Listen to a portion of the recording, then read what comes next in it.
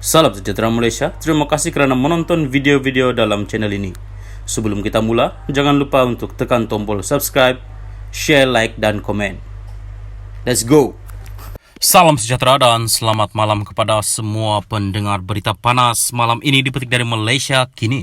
Bertajuk, Nik Abdu beri peringatan buat penggali lubang. Berita penuh. Ketika partinya terus agresif menyerang kerajaan baru Malaysia, seorang pemimpin PAS sebaliknya kelihatan lunak dan sempat memberi peringatan mengenai amalan jelik. Ahli jawatan kuasa PAS Pusat, Nik Abdul Aziz, berkata dalam Islam amalan mengkritik sama ada secara lembut atau keras memang dibenarkan, tetapi ia mestilah terikat kepada fakta dan akhlak.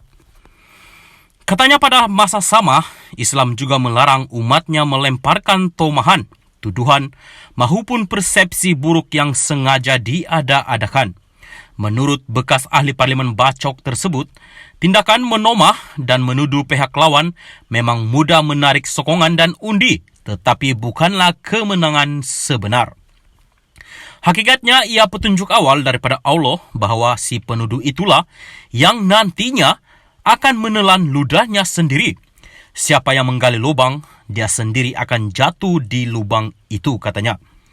Kenyataan Nik Abdu itu tidak menyebut sebarang nama, namun muncul ketika PN khususnya PAS tekal mengkritik pentadbiran negara yang kini dipimpin Anwar Ibrahim, khususnya selepas gabungan terbabit gagal membentuk kerajaan pusat. PN juga giat mengkritik UMNO BN selepas gabungan berkenaan memberikan dukungan kepada PH yang memerlukan sokongan ahli parlimen bagi membentuk majoriti di Dewan Rakyat. Ada tokoh dari PAS misalnya pernah mengaitkan sokongan kepada Pakatan Harapan PH dengan mereka. Dengan neraka. Manakala Menteri Besar Kedah Muhammad Sanusi MD Nor semalam tadi menganggap kerajaan sekarang sebagai luar tabi'i. Pengurus CPN Muhyiddin Yassin hari ini menganggap pembentukan kabinet baru adalah suatu yang paling mengecewakan dalam sejarah.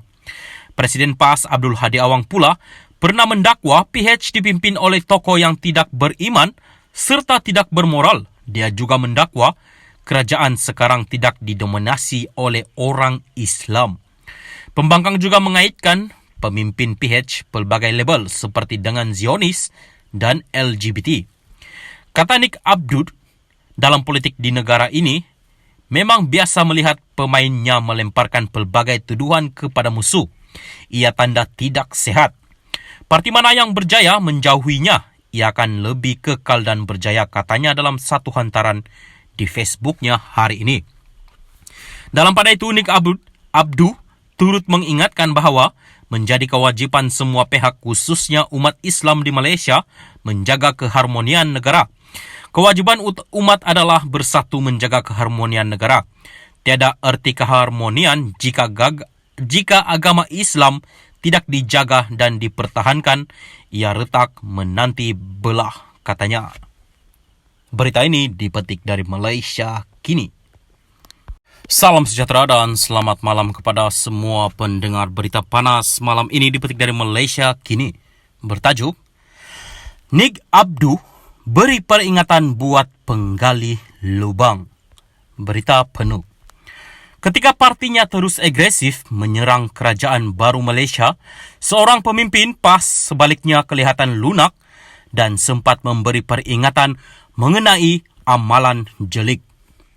Ahli jawatan kuasa PAS Pusat, Nik Abdul Aziz, berkata dalam Islam amalan mengkritik sama ada secara lembut atau keras memang dibenarkan, tetapi ia mestilah terikat kepada fakta dan akhlak.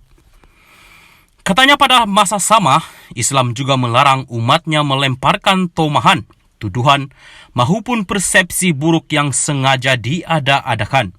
Menurut bekas ahli parlimen bacok tersebut, tindakan menomah dan menuduh pihak lawan memang mudah menarik sokongan dan undi, tetapi bukanlah kemenangan sebenar. Hakikatnya ia petunjuk awal daripada Allah bahawa si penuduh itulah yang nantinya akan menelan ludahnya sendiri. Siapa yang menggali lubang, dia sendiri akan jatuh di lubang itu, katanya. Kenyataan Nick Abdu itu tidak menyebut sebarang nama, namun muncul ketika PN khususnya PAS tekal mengkritik pentadbiran negara yang kini dipimpin Anwar Ibrahim, khususnya selepas gabungan terbabit gagal membentuk kerajaan pusat. PN juga giat mengkritik UMNO BN selepas gabungan berkenaan memberikan dukungan kepada PH yang memerlukan sokongan ahli parlimen bagi membentuk majoriti di Dewan Rakyat. Ada tokoh dari PAS misalnya pernah mengaitkan sokongan kepada Pakatan Harapan PH dengan mereka. Dengan neraka. Manakala Menteri Besar Kedah Muhammad Sanusi MD Nor semalam tadi menganggap kerajaan sekarang sebagai luar tabi'i. Pengurus CPN Muhyiddin Yassin hari ini menganggap pembentukan kabinet baru adalah suatu yang paling mengecewakan dalam sejarah.